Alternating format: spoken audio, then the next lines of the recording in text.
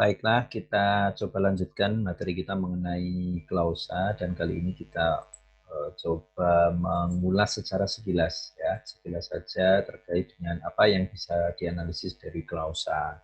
Tidak saya jelaskan detail, tapi paling tidak ini menjadi dasar bahwa apa sih yang bisa dianalisis dari klausa itu. Yang pertama adalah fungsi unsur-unsurnya, kemudian yang kedua adalah kategori kata atau frasa yang menjadi unsurnya, dan makna unsur-unsurnya. Saya rasa ini mudah sebenarnya ya, jadi konsep awal. Jadi ketika kita bicara klausa dan fungsi unsur-unsurnya, ya kita akan bicara mengenai subjek, predikat, objek, pelengkap, dan keterangan. Dan pastinya dalam suatu klausa pasti ada predikat. Tapi kan tidak semuanya itu lengkap gitu antara subjek, predikat, objek lengkap. Nah, di sini ada yang subjek predikat ya saja atau kemudian objek dan pelengkap mungkin terdiri atas golongan kata transitif dan intransitif begitu. Jadi konsepnya adalah bahwa ketika menganalisis di sini, analisis klausa berdasarkan fungsinya, kita akan melihat posisi subjek, predikat, objek, pelengkap keterangan itu di mana saja, ada atau tidak, kemudian lengkap atau tidak. Nah, itu kemudian ditelaah di sini. Nah, nanti bisa Anda cermati lagi, telaah lagi. Gitu.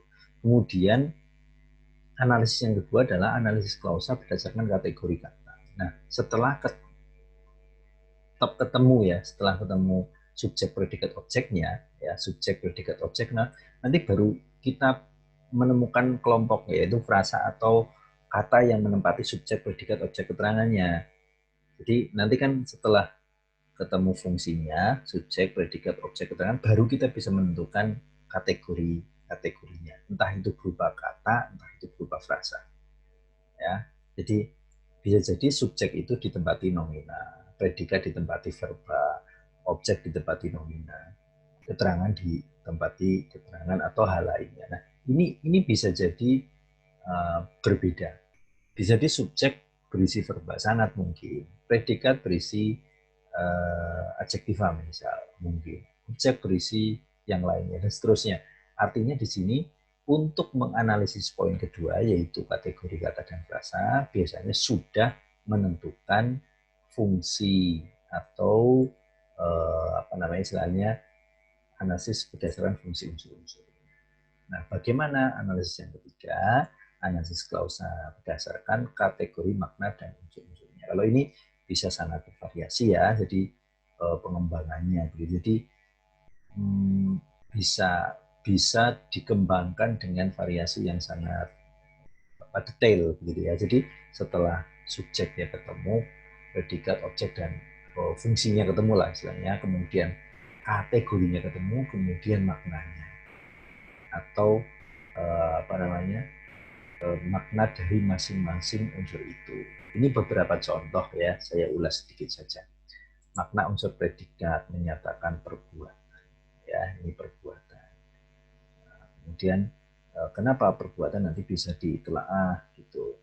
Kemudian menyatakan makna keadaan, ya bisa menyatakan keadaan dan kemudian telaah lain. Dan di sini nanti akan lebih detail karena kalau di dalam subjek, predikat, objek, keterangan, pelengkap itu cenderung hanya menentukan posisi fungsinya, kemudian di dalam kategori cenderung menentukan kategori kata atau frasanya, sedangkan di makna ini bisa pelaku, jadi nominasi Dinda ini kebetulan sebagai pelakunya ya, kemudian menemani itu sebagai perbuatan adiknya menteri, sebagai penderita atau yang dikenai gitu ya, di tempat tidur itu tempatnya dan berapa saat itu waktunya. Tapi kalau di kategori atau di kalimat yang lain nanti akan menemukan makna yang berbeda-beda. Nah, nanti pasti akan bervariasi. Nah, ini contohnya cukup banyak begitu dan nanti bisa Anda telaah di contoh-contoh yang lain dan semoga nanti ada begini, ketika kita menganalisis hal yang paling penting adalah kejelian kita untuk menentukan posisi itu. Menentukan misal membagi terlebih dahulu antara subjek predikat baru kemudian kita bisa menelaah. Misal nih, Ari berada di ruang baca ya.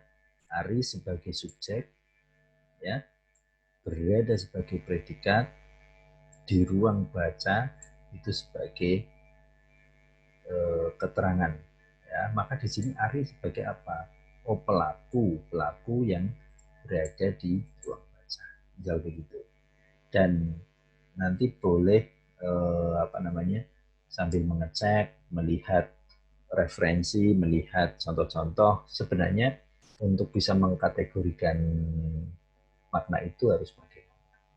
Itu gambaran umum dulu dan semoga ini menjadi bahan diskusi ya, karena saya yakin betul contoh yang bervariasi akan membuat Anda bisa menelaah lebih baik ketika bertemu dengan contoh-contoh yang bervariasi. Semoga bermanfaat dan kita lanjutkan dengan analisis-analisis yang sudah Anda buat. Terima kasih.